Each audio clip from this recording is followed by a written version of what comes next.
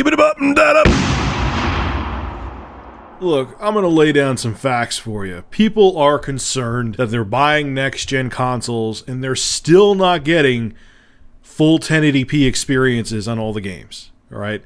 People are concerned, but not everyone, but there's a good chunk of people. Here they're thinking that they're going to be right up there with at least mid-range or high-end PCs, and they're not getting it. You know, and Battlefield 4 is a perfect example. It's 720p, 60 frames per second on the Xbox One, and it's 900p, 60 frames per second on the PS4.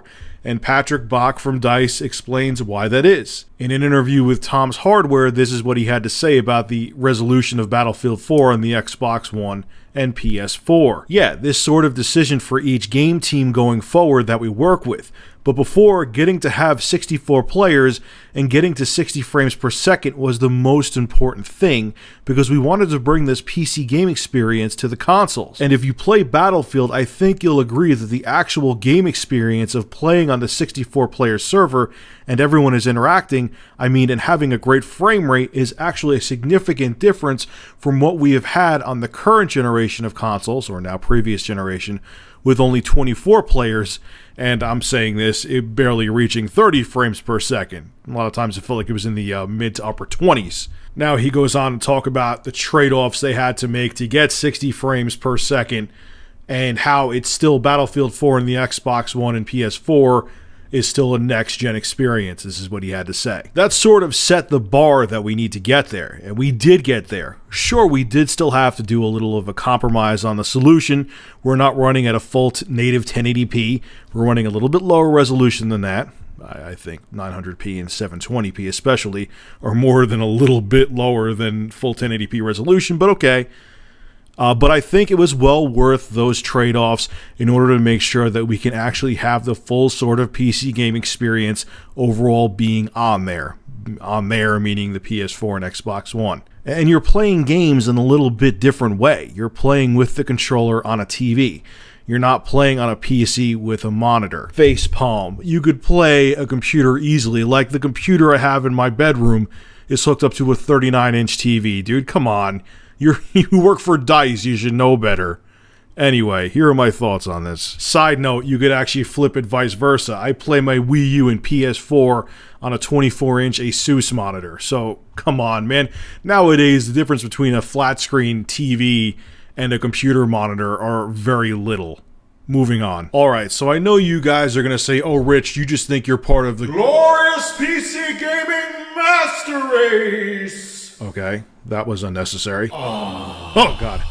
Put those away now, sir. Sorry. Thank you. But whatever, I know what you're going to say. Oh, Rich, it's not about the pixels, it's about the games and the experience. And yeah, Battlefield 4 looks a shitload better than it does on the 7th gen consoles, on the PS3 and Xbox 360.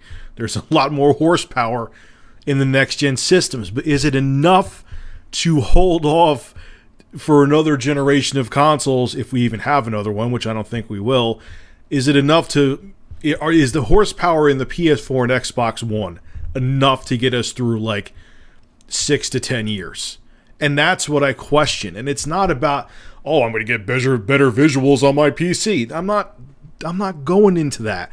I don't care about that. I don't play pixels either. I want good games. But what I fear is, and what my concern is, like I've said a billion times before, is all of these developers want to give these next-gen experiences, and a few years from now, like 4 or 5 years from now, are they going to be able to do it with the PS4 and Xbox One? Are they going to be able to have these really complex AI routines, artificial intelligence, and maybe they want to make an open world game where there's some gameplay element that they want to have a really far draw distance where you could see way into the distance, and they may not be able to do it. That's what I'm saying. I'm not talking about who gives a crap about the amount of pixels just for the sake of saying, oh, I could run a game at 1080p.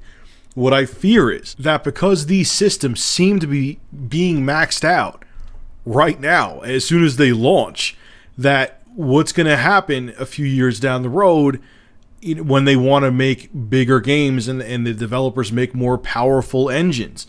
And I know people are going to say, well, Rich, the consoles just came out. They have to dig into the hardware and figure it out. Mark Cerny keeps saying that, and what I think he's talking about, and hopefully this will prove me wrong, Mark Cerny's a much smarter guy than I am, is that right now, I mean, if you have a gaming PC, you could still play most of the damn games out there if you have a good enough graphics card at high settings, because most games only use 2 to 4 cores of your processor. So maybe what he's talking about is in the future when they create game engines that really utilize the eight cores that both the Xbox One and PS4 have, then we'll really see them taking advantage of the hardware. But I don't know. I mean, they're x86 machines. There's really no mystery. Like, I would give them more credit if, like, say this was they had a new cell processor and it was a new kind of architecture and developers weren't used to it. These are just really plain Jane. The Xbox One and PS4, like I've said 100,000 times before, are really just slightly customized computers. I mean, they're running on AMD chips. They're running on Radeon graphics. There's nothing in there that's like super mysterious or really proprietary.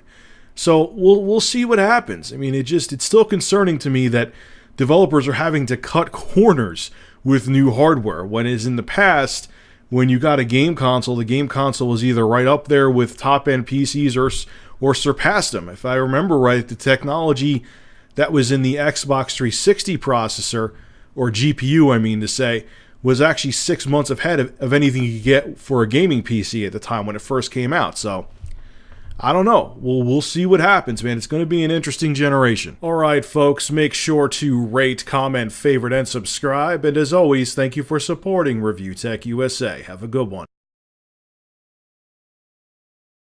Glorious PC Gaming Master Race!